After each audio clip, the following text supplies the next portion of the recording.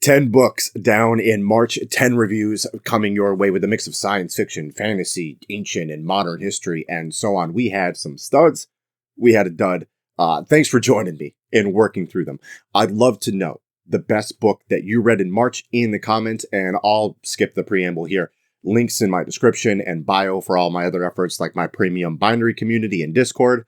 And yeah, that's enough intro. Worst to first is how we're going to order these 10 March reads.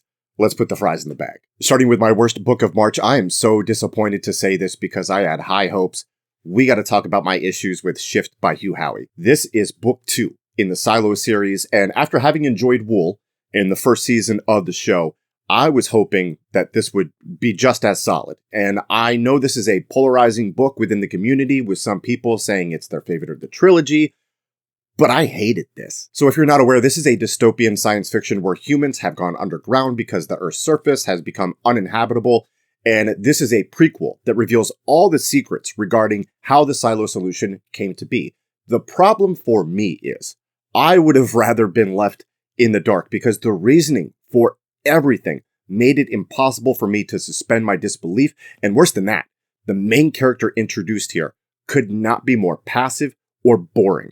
It was a feat to make him go through all that awful stuff and craft him in such a way that still rendered him an utterly unsympathetic character. And look, I know John Williams pulled off making a boring character interesting with Stoner, but Howie doesn't have those chops. In fact, the writing in general in this one took a significant step back from Wool. So you've got a nonsensical backstory, an uninteresting main character, flat prose, enough plot holes that I almost called the Hillsborough County Public Works Department, twists that are a straight line. I gave this 2 stars. Would not recommend it. And the only reason I finished it was because I wanted to get back to the current timeline with Book 3, Dust, which thankfully, I also read in March, was a bit of a return to form and rescued the series for me. I still only gave this 3.25 stars, which results in a composite rating of 3.1 stars for the trilogy.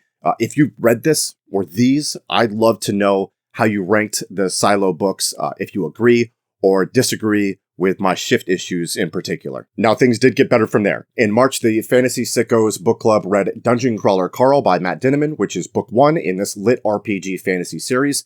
Let's go no plot, just vibes, positives and negatives as I saw them.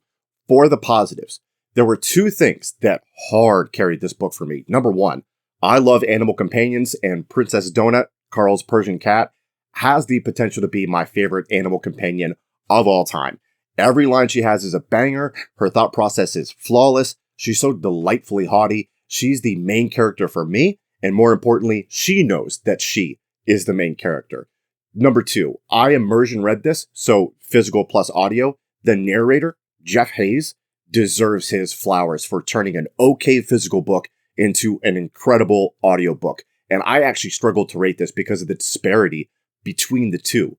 I'm going to put the humor in the neutral bucket. Sometimes it hit and made me chuckle. Usually that came from Princess Donut. It almost never came from the annoying new achievement guy.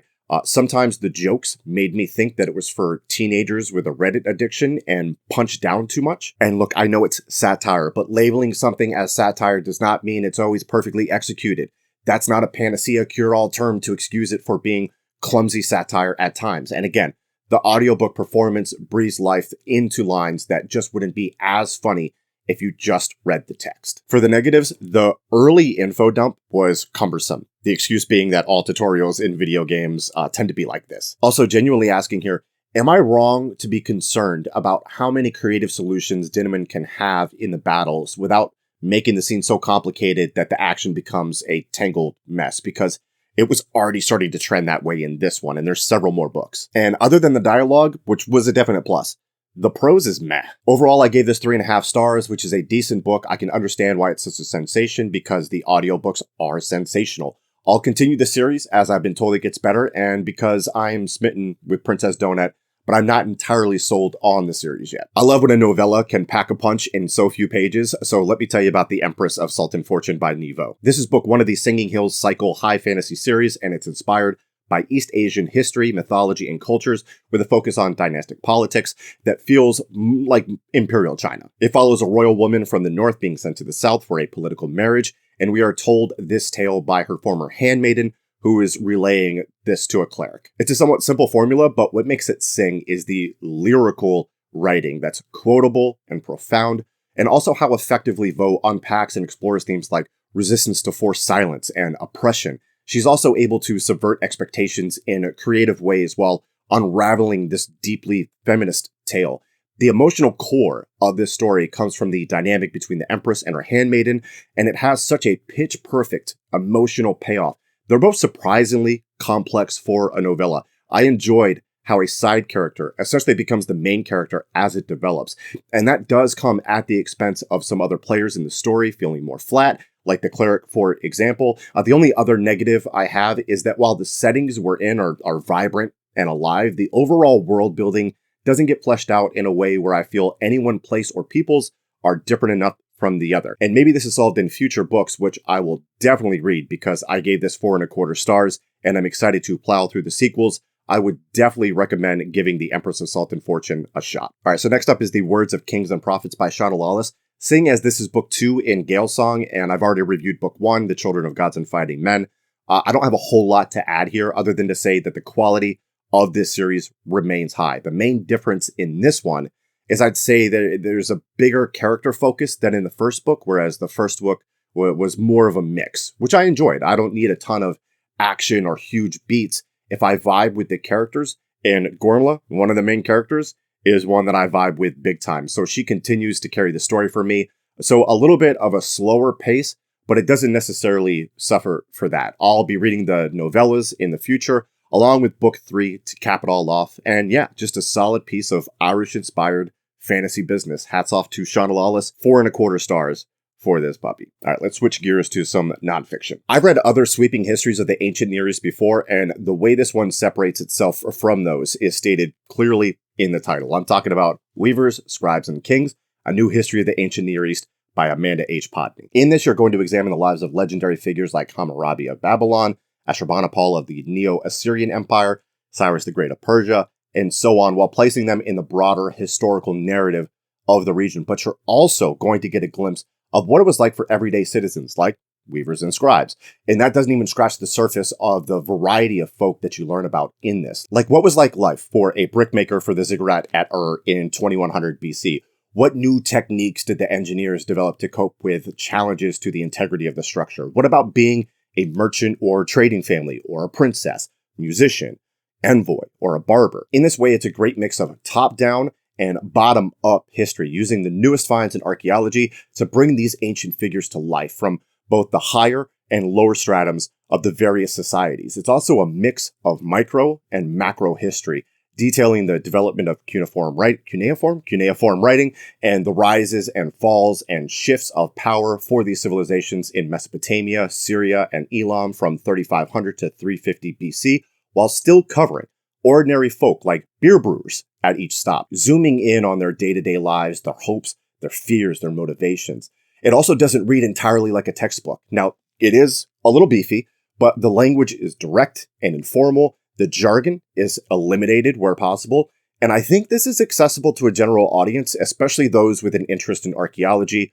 4.25 stars, would definitely recommend this. The March read for the History Sickos book club was The Radium Girls, The Dark Story of America's Shining Women by Kate Moore, and it's a book that caused me actual physical discomfort. So the Radium Girls worked at the United States Radium Corporation in the 1910s and 20s, and their job was to paint this radioactive element onto airplane dials and watches so they'd glow all green and bright at night. Everyone thought this was safe. The girls even enjoyed the glow it gave their skin, hair, and nails, and they're ingesting this stuff all day because they're placing the paintbrushes in their mouth using the lip dip paint technique.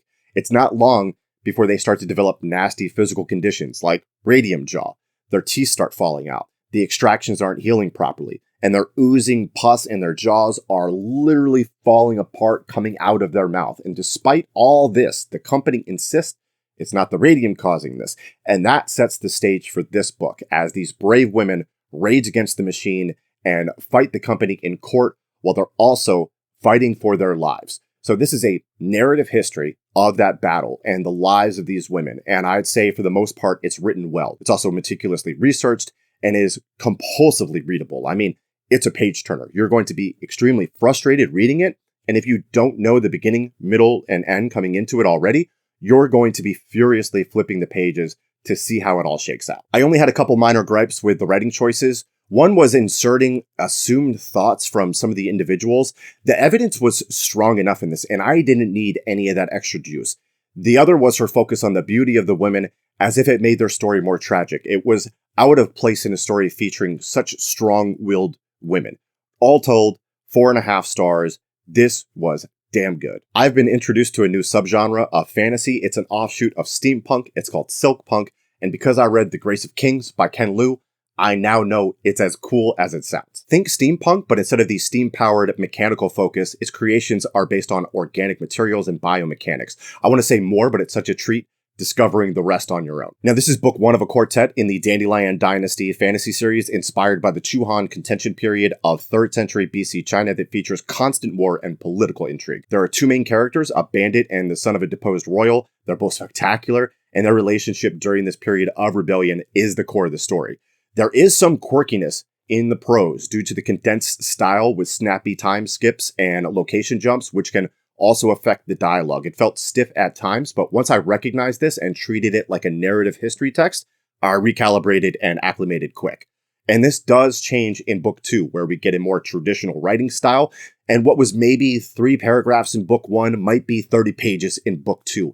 And Grace of Kings does a wonderful job establishing the world and the main power players. You gotta lock in though. It's easy to get lost in the names and locations. I was constantly referencing the map and character list, but you get out of this what you put in. And once all of it started to cement itself in the old brain ball, I could appreciate and love the intricacies. So this might not be for everyone, but it was damn sure for me.